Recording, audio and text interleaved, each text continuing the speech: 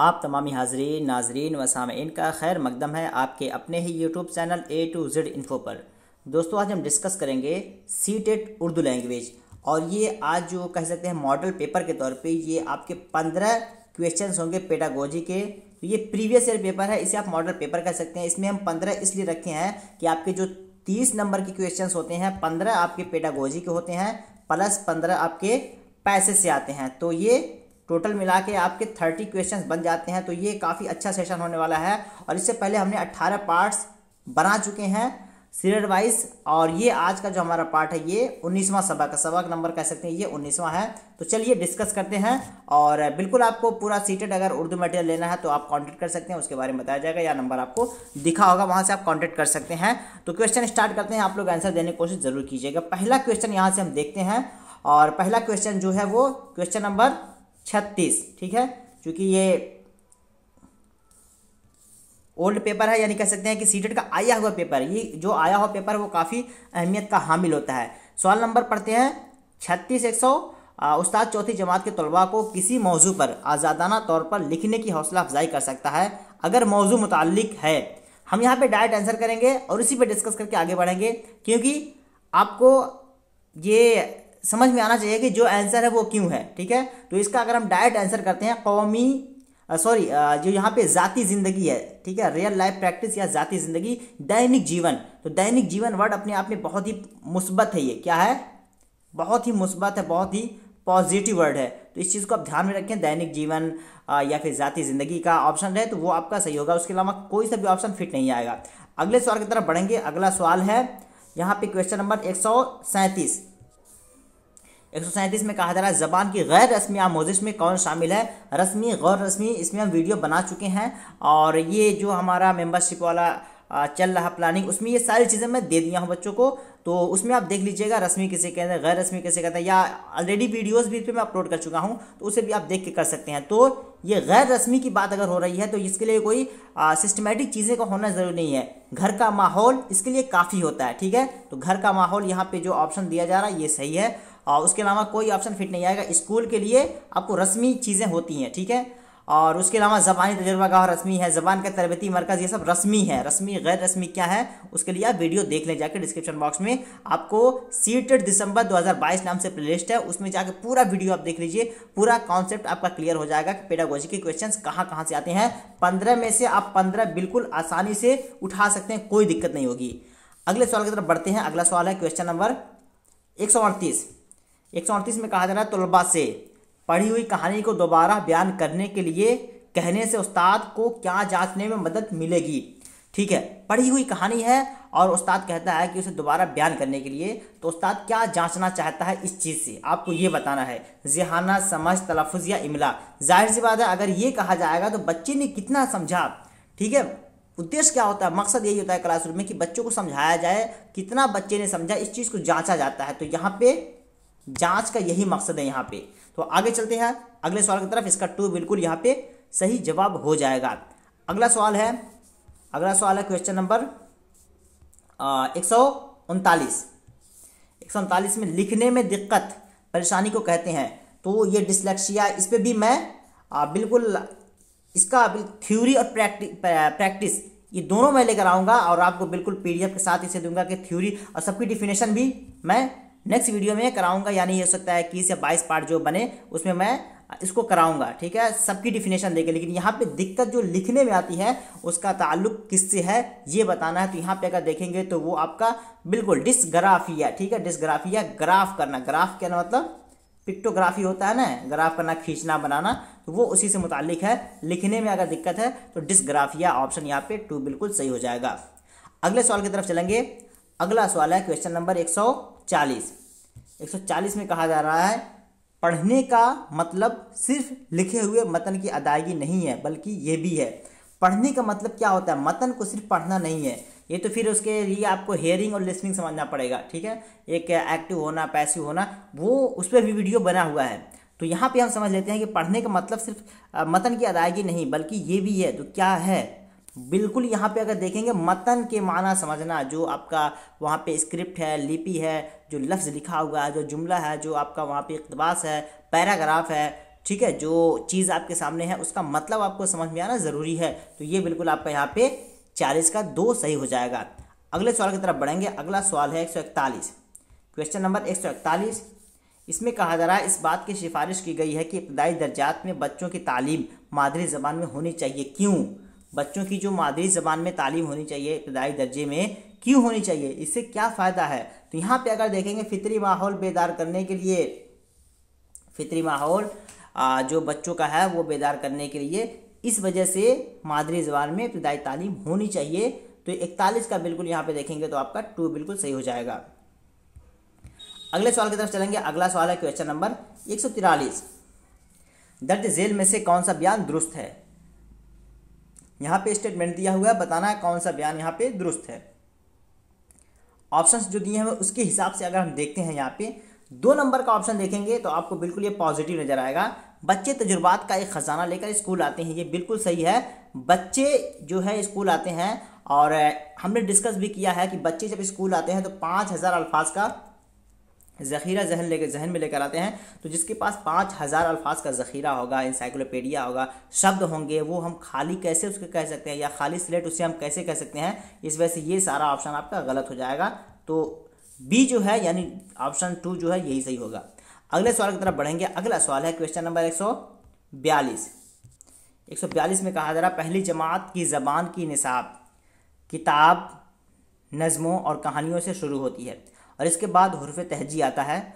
इस निसाबी किताब में किस अंदाज़े नज़र को अपनाया गया है? कुछ नहीं, इसमें कहा जा रहा है कि पहले हम बच्चों को कहानी पढ़ाते हैं, उसके बाद हुर्फ तहजी पढ़ाते हैं। हुर्फ तहजी, हालांकि क्या होना चाहिए, 1 नंबर पे हुर्फ तहजी होना चाहिए, 2 नंबर पे यहाँ पे क्या होना चाहिए, कहानी होना चाहिए। लेकिन हो रहा क्या उल्टा, 1 नंबर पे कहानी को रख दिया, 2 नंबर पे हम हुर्फ तहज्जी को रख दिया। यानी हमें जो पहले पढ़ाना चाहिए उसको हम नहीं पढ़ाते हैं, जो नहीं पढ़ाना चाहिए उसको हम पढ़ाते हैं। तो ये क्या हो जाएगा, ऊपर से नीचे आप डायरेक्ट आ रहे हैं, ठीक है, ऊपर से नीचे। यानी कहाँ पहले कहानी पढ़ाना चाहिए, कहानी नहीं, पहले जो है हुर्फ तहज्जी पढ़ाना चाहिए, तो आप कहानी पढ़ा रहे हैं। इस मेथड को आप कह सकते हैं ऊपर से नीचे, ठीक है। तो टॉप बॉटम इसको आप बोल सकते हैं, ऊपर से नीचे आने वाला जो यहाँ पे एग्जाम्पल है वो बिल्कुल आपका सही हो जाएगा। अगले सवाल की तरफ चलते हैं। 144 नंबर, एक बच्चा अपनी पहली ज़बान कुदरती तौर पर क्या करता है? कुदरती तौर पर क्या करता है? तो जो फर्स्ट लैंग्वेज है, पहली ज़बान, दूसरी ज़बान, इस पर वीडियो बना हुआ है, तो पहली ज़बान जो करता है वो हासिल करता है। अगले सवाल की तरफ पढ़ेंगे। अगला सवाल है 145 नंबर। 145 में दर्ज झेल में से किसका शुमार उसूल करने की महारतों में होता है? उसूल करने में, ठीक है। अब एक आपका होता है यहाँ पे एक हुसूली, एक हुसूल होता है हुसूली, एक होता है तख्लीकी। इसको बोलते हैं हुसूली को आपको तहसीली नाम भी देखने को मिल सकता है, तहसीली, ठीक है, तहसीली। और एक होता है तख्लीकी, आप ध्यान रखें इसको, तख्लीकी। तो ये होना चाहिए। और बिल्कुल आप प्रीवियस ईयर अगर सीटेट का और जो डे टू डे OD/OC, ठीक है, OD/OC, 1 डे 1 कॉन्सेप्ट, यानी डेली हम आपको वीडियोस सीरियल वाइज बना के देते हैं। जितना सीटेट का पेडागोजी है वो बिल्कुल टॉपिक वाइज, मैं हर एक वीडियो को topic wise theory plus question बना के दे रहा हूँ। अगर अब वो आप मेंबरशिप जिसका 100 रुपीज़ फी है, आप इस पर कॉन्टेक्ट कर सकते हैं 9839742161, ठीक है, 9839742161। तो इस पर आप कांटेक्ट कर सकते हैं, इस पर व्हाट्सअप कीजिएगा और फिर उसके बाद आप मेंबरशिप लेंगे, आपको सारा PDF मिल जाएगा और आपको वीडियो और PDF मिल जाएगा, आप आसानी से समझ पाएंगे चीज़ों को। तो चलते हैं नेक्स्ट। यहाँ पे आपको बताना है, अब देखिए यहाँ पे उसूली करने के लिए, ठीक है, उसूल करने के लिए यानी अपने अंदर लेने के लिए। तो 145 पे अगर आप गौर करेंगे, सुनना और पढ़ना, जब हम सुनते हैं कोई चीज़ तो वो बात हमारे जहन में जाती है, या कोई चीज़ हम पढ़ते हैं, मान लीजिए किताब जब आप पढ़ते हैं तो वो चीज़ भी आपके जहन में जाती है। तो कहीं न कहीं ये चीज़ आप तहसील करते हैं, इन्हें प्राप्त करते हैं, ग्रहण करते हैं। तो ये आपका बिल्कुल यहाँ पे सुनना और पढ़ना 2 वाला सही हो जाएगा। अगले सवाल की तरफ बढ़ेंगे। अगला सवाल है क्वेश्चन नंबर 146।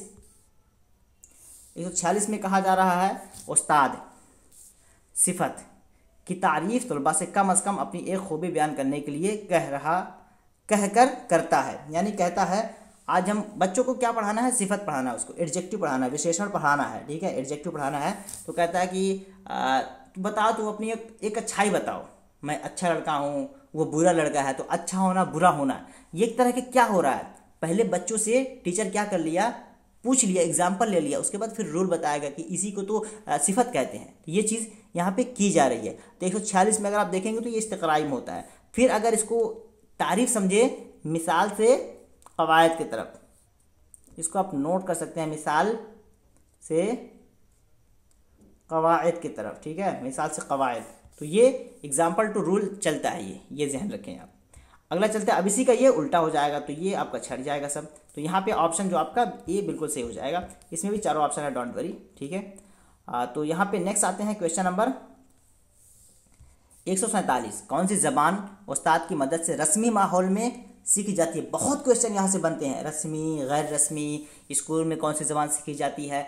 यहाँ से अगर कॉन्सेप्ट आपके क्लियर नहीं है तो आप बिल्कुल गलत करके आएंगे, ठीक है। रस्मी गैर रस्मी, आमोजिश, इक्तिसाब, अंदाज़े क़दर, पैराडाइम्स, नमूने, assessment of learning, assessment as learning, तय्युन क़दर किसे कहते हैं, असेसमेंट मतलब अंदाज़े क़दर, मतलब आमोजिश के लिए अंदाज़े क़दर, आमोजिश का अंदाज़े क़दर, आमोजिश बतौर अंदाज़े क़दर, ये चीज़ें आपसे बहुत पूछी जाती हैं एग्ज़ाम में।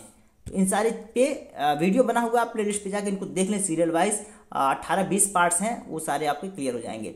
तो 147 का यहाँ पे आपको बताना है क्या होगा राइट आंसर। कौन सी ज़बान उस्ताद की मदद से रस्मी माहौल में, ठीक है, जब उस्ताद की मदद से रस्मी माहौल में अगर हो गया, रस्मी माहौल में पहली ज़बान तो नहीं, ये माहौल किसके, इसके लिए घर का माहौल काफ़ी है। घर का माहौल में आप पहली ज़बान सीख लेते हैं, दूसरी ज़बान स्कूल इसके लिए ज़रूरी है। तो ऑप्शन यहाँ पे 2 बिल्कुल सही हो जाएगा। तो ये बिल्कुल आपका राइट आंसर है कि दूसरी ज़बान सीखने के लिए रस्मी माहौल, स्कूल है, इस्तिज़ा है, किताब है, मरकज़ी तरबियत गाह है, ठीक है, इन सारी चीज़ों का होना ज़रूरी है। अगले सवाल की तरफ बढ़ेंगे। अगला सवाल आपका यहाँ पे है 148, क्वेश्चन नंबर 148। इसमें आपको बताना है क्या होगा राइट आंसर। उस्ताद नन्हे तलबा को नए अल्फाज की तदरीस के लिए हकीकी अशिया का इस्तेमाल करता है, क्योंकि हकीकी अशिया का मतलब क्या हुआ कि अगर बच्चे को नदी के बारे में पढ़ाना है तो नदी पढ़ाने के लिए सिर्फ वो आपके ब्लैक बोर्ड पे, ठीक है, ब्लैक बोर्ड पे सिर्फ नदी लिख देने से या नदी की कुछ शक्ल बना देने से, ठीक है, नदी को कोई शक्ल बना देने से काम नहीं चलेगा। अगर आस गांव में अगर आप हैं तो आप नदी या फिर कोई तालाब या कोई नहर या फिर कुछ उस तरह की चीज़ें हों तो वहाँ पे आप लिया के दिखाएं, उसे कहते हैं हकीकी अशिया। तो 148 में क्या सही होना चाहिए, क्यों ऐसा करता है वो। तो यहाँ पे अगर ऑप्शन 3 आप देखेंगे 148 में, इसमें तलबा जो चीज़ें हकीकी ज़िंदगी में देखते हैं उनसे मरबूत करने और अपनी ज़बान में अदा करने में मुआविन होते हैं। तो यहाँ पे हकीकी ज़िंदगी मैं पहले बोला हूँ और हर वीडियो में बोलता हूँ कि अगर सीटेट में अगर पॉजिटिव वर्ड आपको मिल रहा है, बच्चे को निगाह में रखते हुए बच्चों के फ़ायदे के लिए हकीकी ज़िंदगी से जोड़ करके इस तरह का ऑप्शन रहे तो वो आपका बिल्कुल सही होगा। तो यहाँ पे आपको दूसरा आप पढ़ लीजिएगा ऑप्शंस को और फिर आपको फ़ायदा होगा। और ये PDF मैं जो पेड मेंबर्स का ग्रुप है वहाँ पे शेयर कर दूँगा। नेक्स्ट चलता हूँ, ये आज का लास्ट सेकेंड क्वेश्चन होगा, क्वेश्चन नंबर 149। ज़बान की दरसियात में अदब को शामिल करना चाहिए। ज़बान की दरसियात में अदब को, ठीक है, अदब की बात हो रही है यहाँ पे, मौलिकता, मोरालिटी, अखलाकियात, इसको शामिल करना चाहिए। क्यों, इससे क्या होता है 149 का। तो ऑप्शन ए देखेंगे आप, यह मुस्तनद ज़बान की तदरीस और आमोजिश का ज़रिया है। यानी अगर आप ज़बान पढ़ा रहे हैं तो ज़बान पढ़ाने के साथ साथ क्या है, उर्दू है जिसका नाम हमें जानते हैं दाग, सारी जहाँ में धूम हमारी ज़बां की है। तो ये उसकी धूम क्यों है, ठीक है, शीरी ज़बान क्यों है, क्योंकि उसमें अदब ज़्यादा पाया जाता है। उर्दू जानने वालों की तहजीब अलग होती है, उनकी पहचान अलग होती है। तो इस वजह से ये मुस्तनद ज़बान की तदरीस और आमोजिश का ज़रिया है। ये आपके लिए बिल्कुल यहाँ पे फिट होगा, ये क्वेश्चन आया हुआ है। लास्ट क्वेश्चन देखते हैं आज का, क्वेश्चन नंबर 150। 150 में कहा जा रहा है, ज़बान के क्लासरूम में कहानी सुनाने की बड़ी अहमियत है, क्योंकि ज़बान के क्लासरूम में क्या होता है ना, कहानी सुनाते हैं। यही नहीं, लैंग्वेज की जो क्लासेस होती हैं उसमें कहानी सुनाया जाता है, दिलचस्पी पैदा करने के लिए बच्चों के अंदर। तो यहाँ पे क्या ऑप्शन सही हो रहा है आपको ये बताना है। अखलाकियात की तालीम होती है, तफरीह का दिलचस्प माखज़ है, उस्ताद को आराम का मौका मिलता है, ये काट दीजिए, वैसे ही अपने आप में निगेटिव वर्ड है। 4 देखेंगे ज़बान पूरी एक इकाई के तौर पर मौजूद होती है। इसको समझ लें आप थोड़ा सा, ये इसका सही जवाब है। ज़बान पूरी एक इकाई के तौर पे मौजूद होती है। क्या मतलब हुआ? मतलब ये हुआ कि अगर ज़बान की क्लास में बच्चे को आप कोई कहानी सुना रहे हैं तो कहानी भी कुछ ख़ास होनी चाहिए, किसी फ्रीडम फाइटर की होनी चाहिए या किसी ऐसे अदीब की कहानी होनी चाहिए जिन्होंने ज़िंदगी में काम किया हो, जिन्होंने ज़िंदगी में कामयाबी हासिल की हो, जिन्होंने कोई ऐसी काम की हो कि उनका नाम तारीख़ में हो। ये सारी चीज़ों से, इन सारी चीज़ों से क्या पता चलेगा बच्चों को? पहली बात तो बच्चे ज़बान सीखेंगे, साथ ही साथ उनको मालूमात होगी, एक तरह का कह सकते हैं उनके अंदर मालूमात में इजाफा पैदा होगा और चीज़ों के बारे में जानेंगे और उस तरह की उनको जहन में रखते हुए उस तरह अच्छा बनने की कोशिश करेंगे।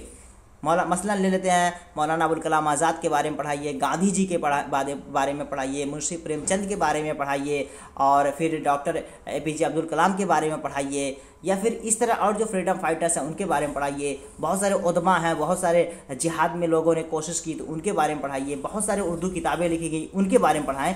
तो इस वजह से ये एक इकाई के तौर पे, यही मतलब हुआ कि एक इकाई के तौर पे सारी चीज़ें आपके लिटरेचर में आ जाती हैं। तो ये कुछ वीडियो रहे जिसमें 15 क्वेश्चन काफ़ी यूज़फुल है और इससे ये आइडिया हो जाएगा कि क्वेश्चंस कैसे आते हैं। तो अगर मेरे वीडियोज़ आप फॉलो कर रहे हैं तो आपको डाउट कहीं पे क्लियर हो, कोई दिक्कत नहीं होगी, इसलिए कि मैं कॉन्सेप्ट को क्लियर करते हुए चल रहा हूँ। तो बिल्कुल आप आसानी से कर सकते हैं। तो इस पर आप कॉन्टेक्ट व्हाट्सअप कर सकते हैं 9839742161। तो फिर मिलते हैं नेक्स्ट वीडियो में। ये इसके बाद 19वां ये पार्ट हो गया, फिर नेक्स्ट 20वां पार्ट आएगा और टोटल में मेरा टारगेट ये है कि मैं 30 पार्ट्स में पूरा जो आपका CDP है कवर हो जाए और एक पार्ट आप आराम से 4 से 5 या 7 पार्ट जो है एक दिन में पढ़ सकते हैं। थोड़ा देता हूँ जिसमें आपके थ्योरी भी होते हैं, क्वेश्चन भी होते हैं, उससे आपका कॉन्सेप्ट काफ़ी हद तक क्लियर हो जाएगा। तो फिर मिलते हैं नेक्स्ट वीडियो में, तब तक के लिए हैव अ नाइस डे, अल्लाह हाफिज़, टेक केयर।